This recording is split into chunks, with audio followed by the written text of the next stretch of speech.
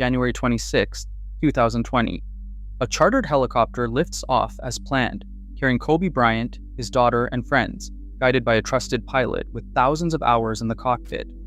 Yet a hidden chain of overlooked policies, weather warnings, and human judgment converges. By the final moments, every safeguard has unraveled. How did a routine flight go so catastrophically wrong, and what crucial lessons were missed? The Sikorsky S-76B lifted off from John Wayne Airport at 9:07 a.m., cleared for a routine charter flight under Part 135 rules. Island Express Helicopters, the operator, maintained a strict policy, visual flight rules only, regardless of weather or pilot qualifications. Ara Zobayan, the chief pilot, held a commercial license with an instrument rating, and he had logged over 8,500 hours, including more than 1,000 hours in this exact model.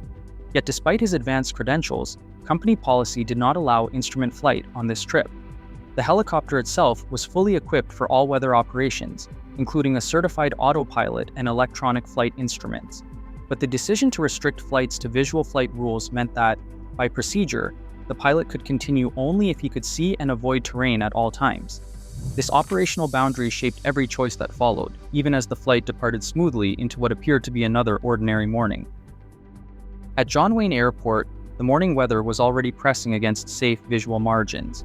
The 6 a.m. METAR reported an overcast ceiling at just 700 feet above ground, with visibility dipping to 3 miles in mist. By 9 a.m., conditions had barely improved, overcast at 1,000 feet, with visibility holding at 2.5 miles. Burbank and Van Nuys echoed the same pattern, overcast ceilings between 700 and 1,300 feet, visibility rarely exceeding 3 miles, and haze or mist reported in every hourly observation. The terminal aerodrome forecast for the region projected no relief before noon, with low clouds and fog expected to persist. Meanwhile, AIR Met Sierra warned of widespread instrument conditions and mountain obscuration, mountains hidden by low clouds and fog stretching across Southern California. No record shows the pilot received an updated weather briefing after 6 a.m.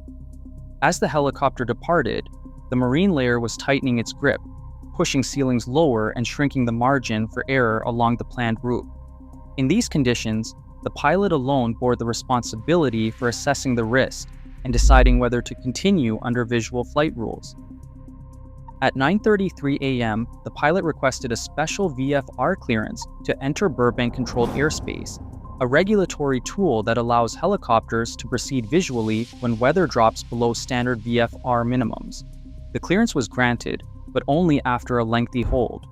For nearly 12 minutes, the helicopter circled at low altitude near Interstate 5 and State Route 134, waiting as controllers sequenced IFR traffic, including an inbound Citation jet. During this period, the pilot had to maintain position visually, with limited external references and mounting pressure from the ticking clock. The workload increased as radio exchanges stretched on, each update reinforcing the marginal conditions outside. Once cleared to proceed, the helicopter continued north.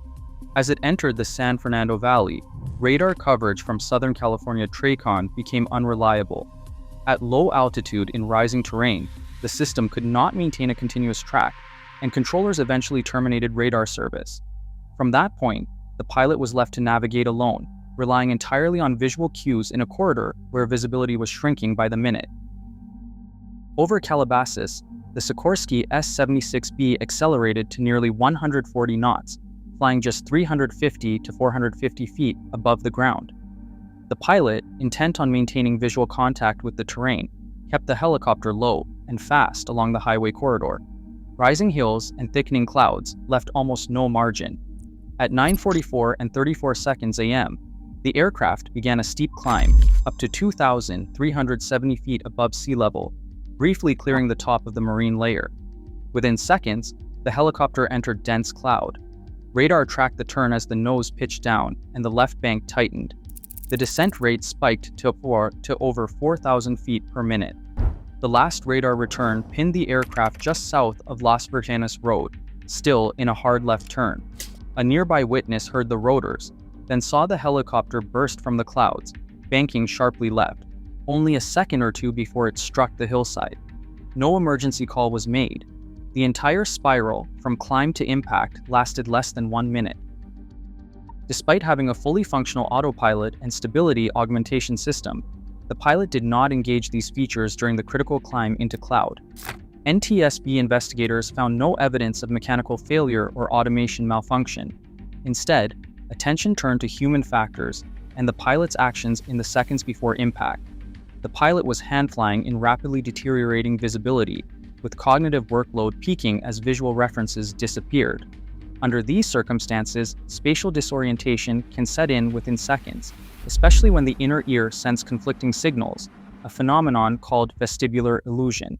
The absence of an emergency call suggests the onset of startle and confusion, overwhelming the normal checklist response.